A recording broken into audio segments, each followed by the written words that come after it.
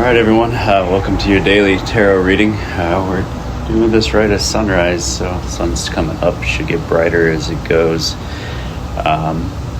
Anyway, today we are doing a disillusion spread. So we are using our City of Pyramids grid. I've pre-laid out the cards already. So basically, I think there's a lot of different conceptions of what the abyss is, specifically, and what purpose it serves. For me, Crowley, I think, felt that it was specifically duality and the contradictions and paradoxes that come from a dualistic mindset. However, I feel like the abyss in the modern world has to do more with complexity and hitting the complexity wall, which to me is the abyss. If you study information theory, Claude Shannon, you know that eventually there is a place within the structure of reality in which reality organizes itself into essentially white noise spheres. And I believe they go through stages of toroidal, Moebius, degeneration, etc.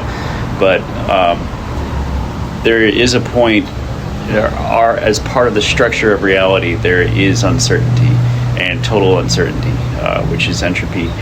And, information is the reduction of uncertainty. So basically what we're going to look at is disillusion from the complexity of where you're at now, back into its original source point, and showing you how to dissolve that. So we're going to start here in the overall energy, which is the Four of Swords, is showing that how you're perceiving everything at this point is essentially a truce. Okay? And this comes up in the first outer wall of our complexity spheres. So this truce could be a good truce, it could be a peacekeeping truce, but it could be a compromise. We'll see more as we go forward. And Hierophant's the next card up, which shows it has to do with an interpretation. And the Hierophant specifically pointing at the center card in the Earth segment, which has to do with our temporal narrative continuity construction. And the thing about narrative, in my own personal opinion, is that it's compulsively generated by humans.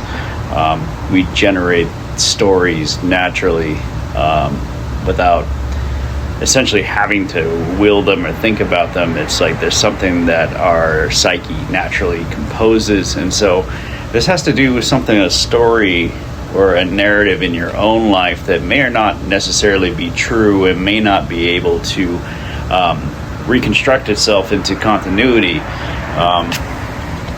which has to do with stories about wealth, prosperity, or something that you're likely telling yourself about that in specific. And luxury, again, coming up, Four of Cups. So a compromise or a truce when it comes to wealth and luxury, and your views of it. So we're going to pull the center card, the source of this, and it has to do with the Knight of Cups, which some see as an offering, some see it. I personally see the Knight of Cups as following your own grail or following your heart. I like to see this concept.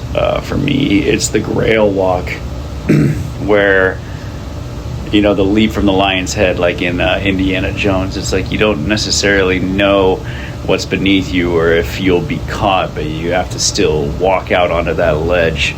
And so there's something in this that has to do with narratives and with stories in your life. Taking the risk. Do you take the risk? Do you not take the risk? Do you remain in Four of Swords in a truce, or do you step into what you really want? Because we see here that the Knight is actually moving towards the Ten of Pentacles, offering towards it. And so that's a big clue here.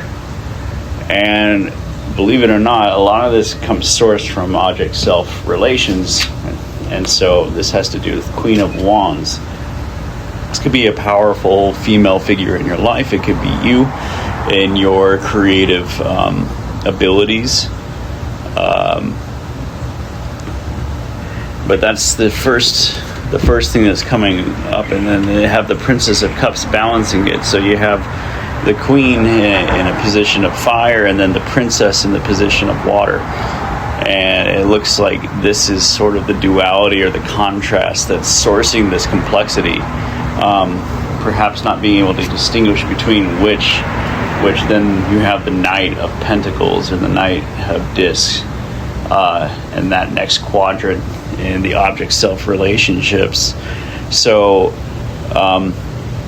that one can be either, heavy work, plowing the fields, or also can even mean like personal wars or battles fought for what you believe in and what you want. And it looks like this is exactly what it is that's sourced into the Ace of Cups. And so the central anchor or semantic anchor in which this basin is forming around is the Princess of Wands. It's essentially that what you're doing or what you're attempting is something new, something you may not be sure about, but something you're throwing yourself into in full passion. And so these different energies of whether it's a grounded passion, whether it's just completely innocent, or whether it is creative power, are actually all sourced in the fact that just what you're experiencing is new. So as we move from there, these object self-persistence conditions are then subsequent to your spatial continuity construction. So there's something in your physical space and the way that you're relating to the physical spaces that you occupy in your life, whether your home or workplace environment, etc. And that originally has to do with Six of Pentacles, success and financial success. So it's anchored specifically around that. That's the key insight that you're looking at. And then there's also the appearance of the Empress, which is either a door or a multiplication taking place. So this could either be going into a new venture, or it could also be showing an exit. My feeling intuitively is that it's speaking towards an exit, and pulling the Sun shows that, things are being revealed, things are coming into the light, and things are becoming very clear in that regard. And to trust what you're seeing specifically, because it's going to come down to something that only you can do. The Seven of Wands, like we've talked about, I don't particularly like the depiction of the Seven of Wands in Crowley's deck. It shows a lot of strain being put on the spine, which the Seven of Wands definitely can be that, but I think that there's a more positive outlook of looking at it as the thing that you can do, the thing that you are capable of. And all of these are being sourced from the semantic anchor of just money. Nine of Pentacles. It looks like money is dictating the spatial continuity, the spaces you occupy, and because of that specifically, because of money,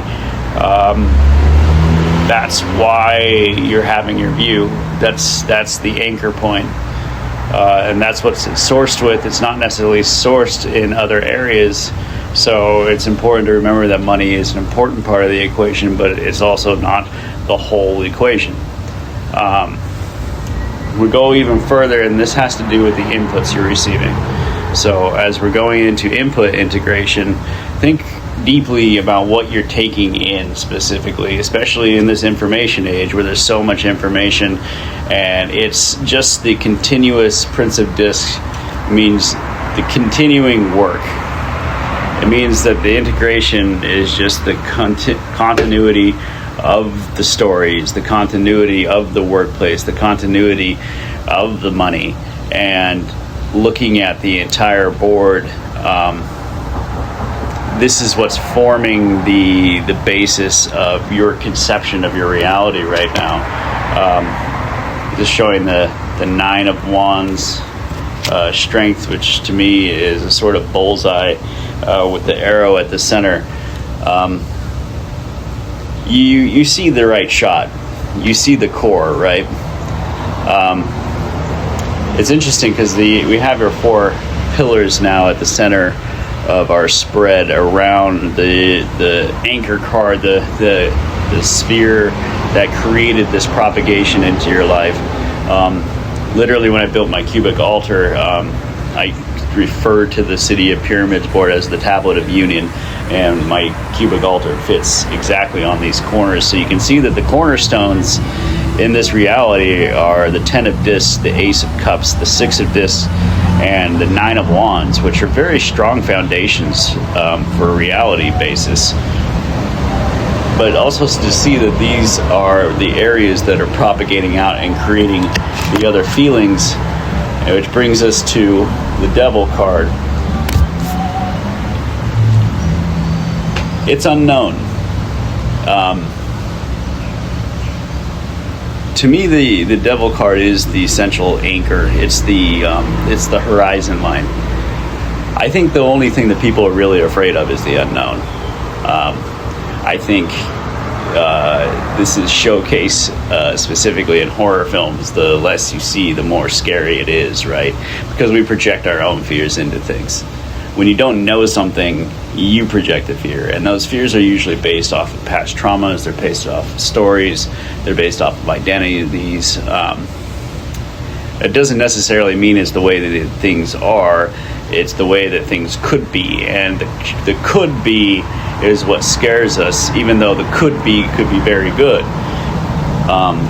Which brings us to the Knight of Swords. It has to do with provisions and possibly, time limits too, in supplying those provisions, and that there is time, temporal requirements in regards to your formula, and so that there's time pressure. And this is anchored, right there, swiftness. Is that something's coming very, very quickly, and you have to be prepared for it now. But seeing that this is the cause, or this is the end propagation, this is not the cause of it. These are the semantic anchors. Semantically, you're being told that something has to come now. Semantically, money's being demanded, or money plays a huge part of the equation, and semantically, you are new at what you're doing, but you're following your heart, and you're following these anchor points, which are propagating into your reality construction.